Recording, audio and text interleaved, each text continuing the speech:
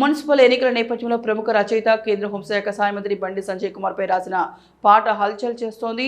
ప్రముఖ రచయిత బుల్లెట్ బండి లక్ష్మణ్ రాసిన పాట ప్రముఖ సింగర్ నల్గొండ గద్దర్ నోట వెలువడింది. ఈ రోజు సాయంత్రం కరీంనగర్ కార్పొరేషన్ పరిధిలో ఒకేసారి 7 చోట్ల బీజేపీ శ్రేణులు ఈ పాటలను ఆవిష్కరించారు. భారీ ఎత్తున బీజేపీ కార్యకర్తలు, బండి సంజయ్ అభిమానులు 1 గీతాభవన్ చౌరస్తా, 2 SRR college, 3 Ramnagar stage, 4 Kaman చౌరస్తా, 5 tower circle, 6 Gandhi road, 7 court చౌరస్తాల వద్ద ఈ పాటను విడుదల చేసి సంబరాలు జరుపుకున్నారు. ఈ పాటకు భారీ ఎత్తున స్పందన లభిస్తోంది. యువతను, కాషాయ శ్రేణులు హిందుత్వవాదులను ఉర్రూతలూగిస్తుండడం గమనార్హం.